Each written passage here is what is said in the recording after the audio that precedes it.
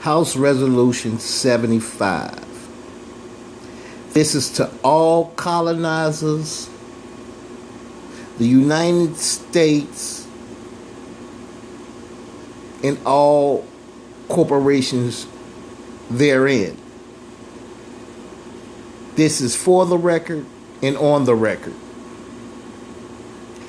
Whereas the Moorish Americans are the descendants of the ancient Moabites, Hammonites, and Canaanites, who were permitted by the old pharaohs of Kemet to travel from East Africa and later formed themselves kingdoms extending from the northwestern and southwestern shores of Africa, the Atlantic islands, and onto the present-day colonial Americas.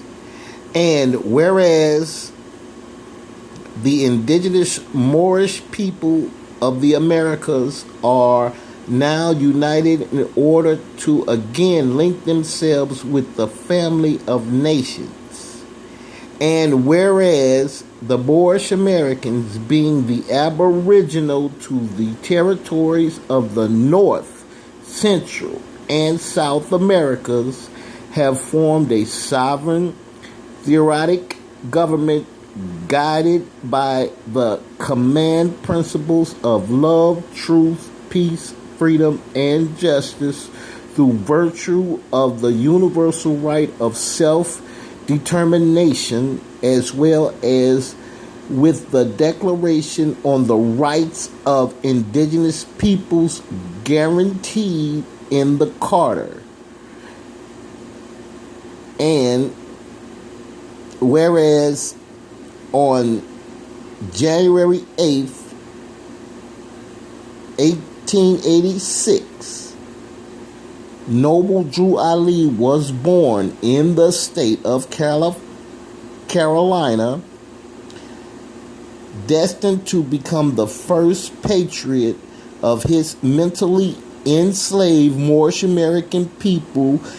In 1912, he was anointed as El Hajj Sharif Abdul Ali by the leaders of Egypt and the holy city of Mecca to return to the United States as the last prophet and founding father of the newly risen nation of Moorish Americans. As a result of the 13th Amendment, Moorish people were emancipated from slavery in 1865.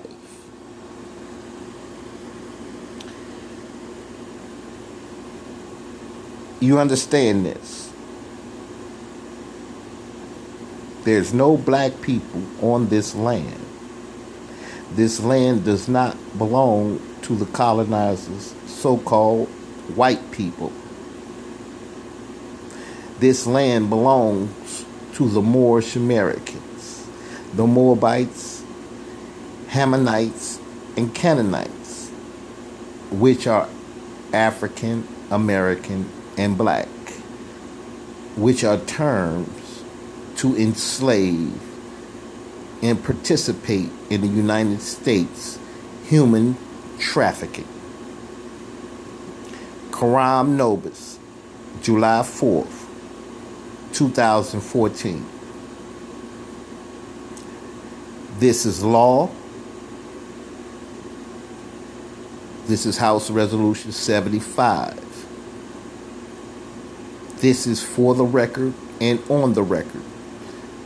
The United States and anyone that calls the Moorish Americans, black or African Americans, are violating the de jure Constitution of the United States of America, Article 6,